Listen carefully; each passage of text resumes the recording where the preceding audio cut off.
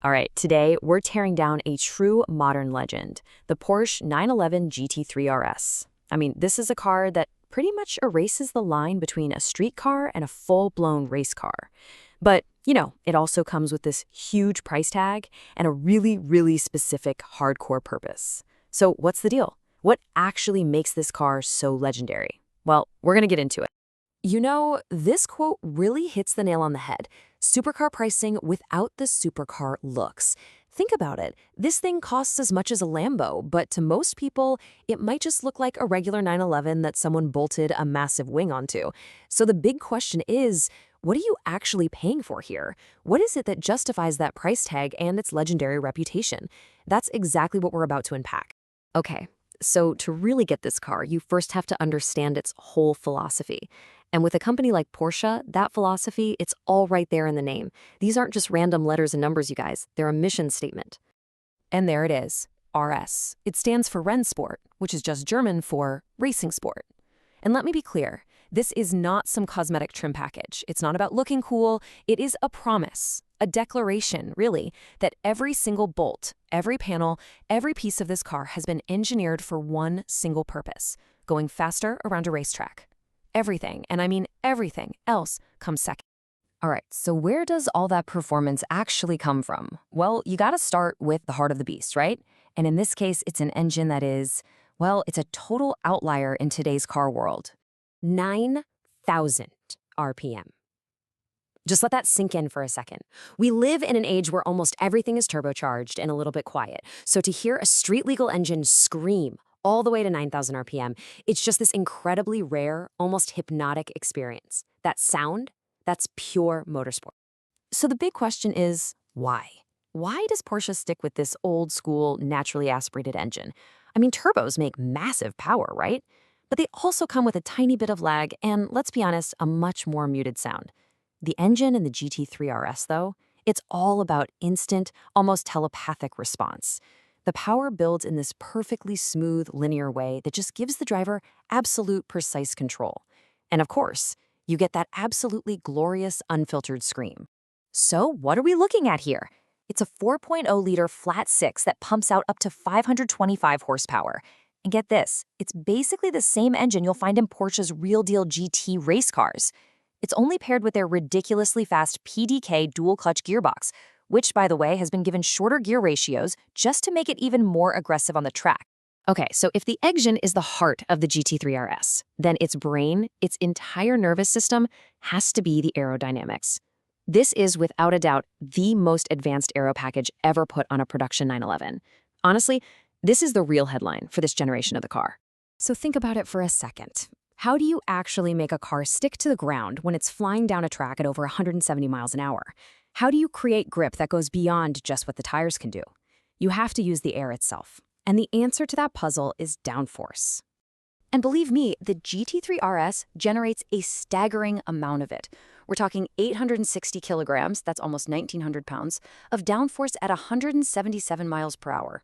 To put that into perspective for you, it's like strapping a grand piano to the roof of the car, literally using its weight to shove the car into the pavement. That's not just impressive, that is pure race car territory. Now, this doesn't just come from that giant wing on the back. No way. This is a fully active system. Little flaps under the front of the car and parts of that rear wing are constantly, automatically adjusting based on how fast you're going and what the car is doing. And here's the coolest part. On a long straightaway, the driver can hit a button for a drag reduction system, DRS, just like in Formula One, which flattens out the wing to cut through the air and hit an even higher top speed. Incredible stuff.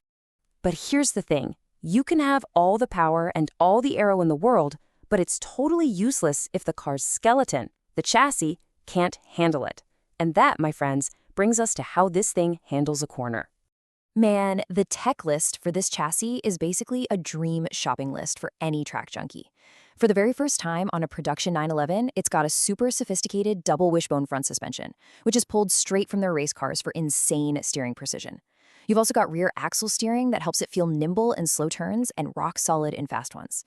And on top of all that, there's just this obsessive, relentless focus on saving weight in every possible place.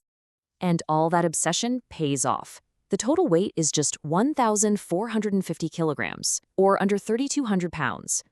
I mean, the doors, the fenders, the roof, the hood, it's all carbon fiber.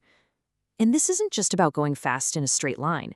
Being this light is the secret sauce that lets it change direction with a speed that feels, well, it feels like it's reading your mind. Okay, but of course, all of this single-minded dedication to being the best on the track, well, it comes with a few equally uncompromising realities. And yeah, we should probably start with the price tag. So, to really get the RS, it helps to look at its sibling, the regular GT3, which is already an incredible car, by the way. The RS just takes every single thing the GT3 does and turns it up to 11. You get more power, you don't get a manual option because the automatic is simply faster on a circuit, and you get that absolute game changer, the active aerodynamics. The intended use part really sums it up, doesn't it?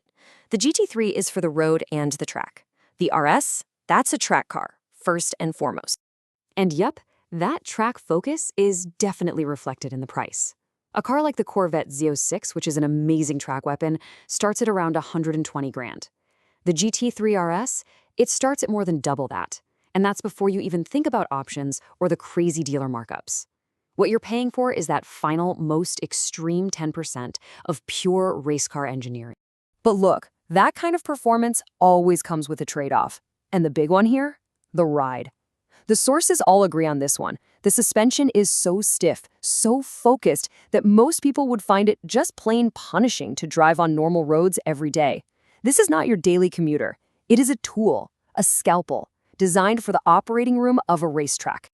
So, when you put it all together, the wrench sport philosophy, that screaming engine, the mind-bending aero, and that hardcore chassis, what's the final verdict? What is the Porsche 911 GT3 RS? I think car and drivers said it best. The 911 GT3's storied competition history is made real. This isn't a car that's just inspired by racing or gives a nod to it. It is the race car. It is the absolute closest thing you or I could ever get to owning and driving a real Porsche GT racer on the street. It's decades of winning at Le Mans, Daytona, all of it right there with a license plate on the back. And that really leaves us with one big final question to think about.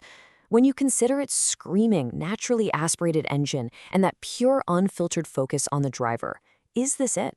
Is the 911 GT3 RS the last, ultimate, most glorious expression of the gasoline-powered track car? Because as we all know, the world is moving towards electric. And that means cars like this, well, they might just be the dinosaurs, which would make this car not just a legend, but a genuine piece of history.